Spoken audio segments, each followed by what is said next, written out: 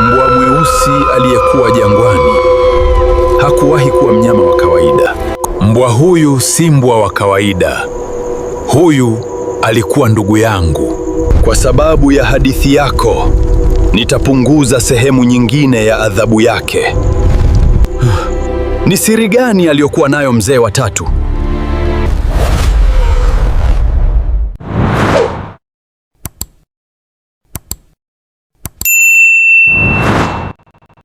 Usiku mwingine ukaingia ndani ya kasri la King Shahryar.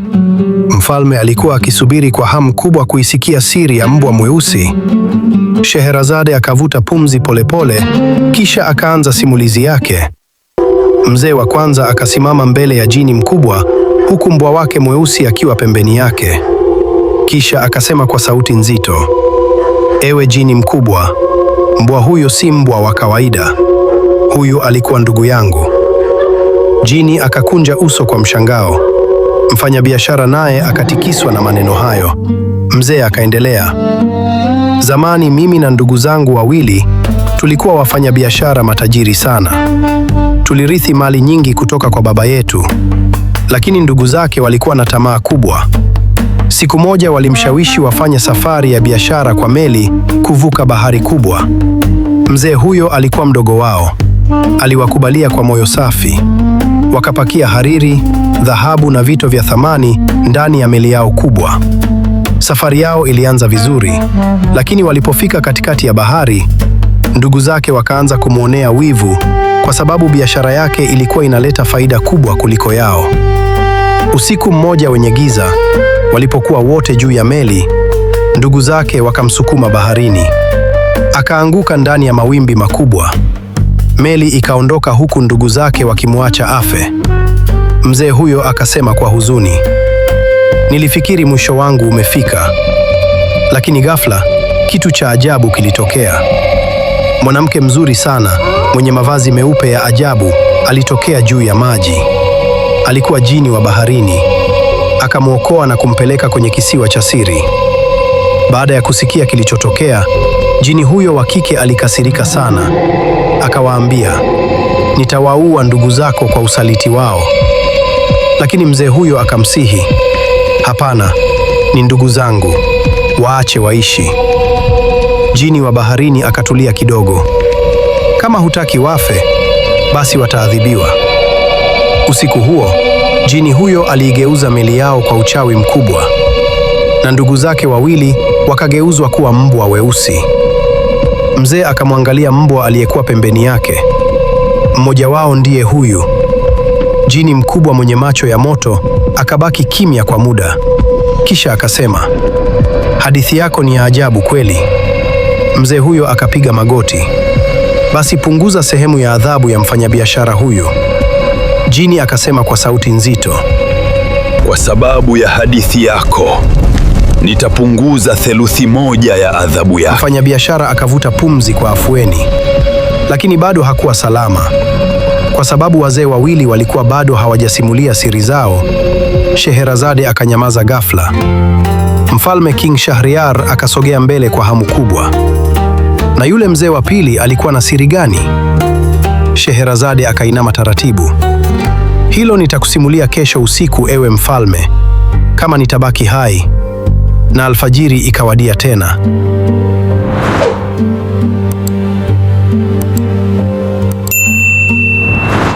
Usiku mwingine ukaingia ndani ya kasri la King Shahryar.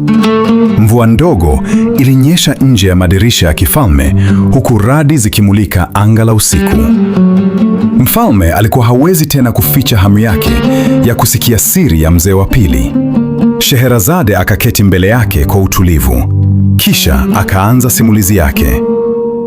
Mzee wa pili aliyekuwa amepanda farasi wa kahawia akasogea mbele ya jini mkubwa. Uso wake ulikuwa umejaa huzuni nzito, kana kwamba alibeba siri ya miaka mingi. Kisha akasema kwa sauti ya polepole, "Ewe jini mkubwa, farasi huyo si farasi wa kawaida." Mfanyabiashara akamtazama kwa mshangao. Jini naye akakunja uso. Mzee huyo akaendelea, "Miaka mingi iliyopita, nilikuwa tajiri mkubwa sana mjini Baghdad. Nilikuwa na nyumba kubwa, watumishi wengi na mke mzuri kuliko wanawake wote wa ufalme. Lakini siku moja, mzee huyo alianza kugundua mambo ya ajabu. Kila usiku mke wake alikuwa akitoweka kisiri ndani ya nyumba, na kabla alfajiri haijafika, alikuwa anarudi kana kwamba hakuna kilichotokea. Mzee huyo akaingiwa na mashaka makubwa.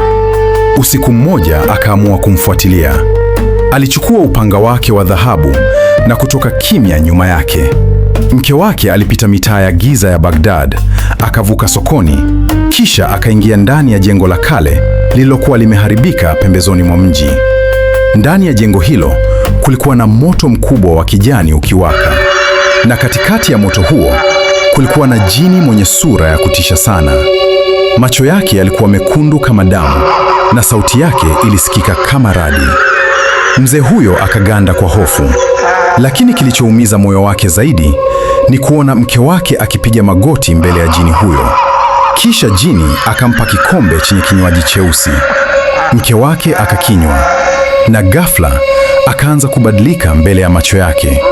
Mikono yake ikawa na manyoya, uso wake ukageuka mrefu, na ndani ya sekunde chache mke wake akageuka kuwa farasi wa kahawia.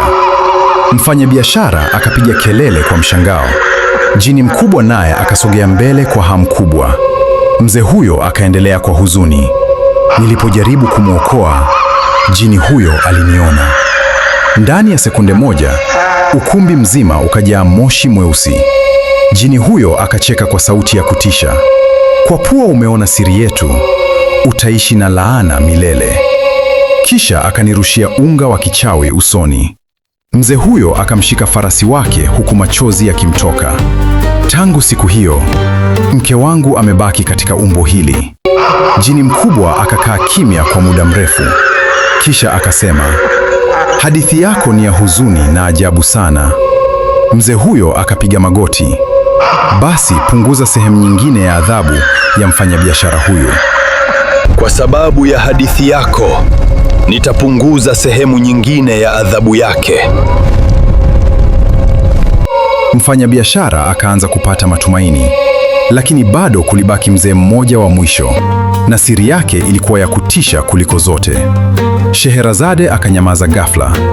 King Shahryar akasimama kutoka kwenye kiti chake cha enzi. Ni siri gani aliyokuwa nayo mzee wa tatu? Scheherazade akainama polepole.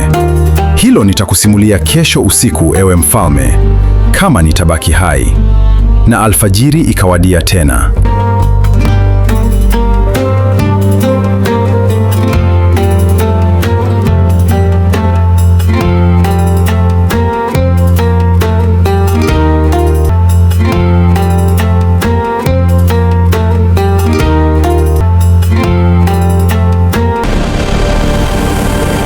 The Story Empire.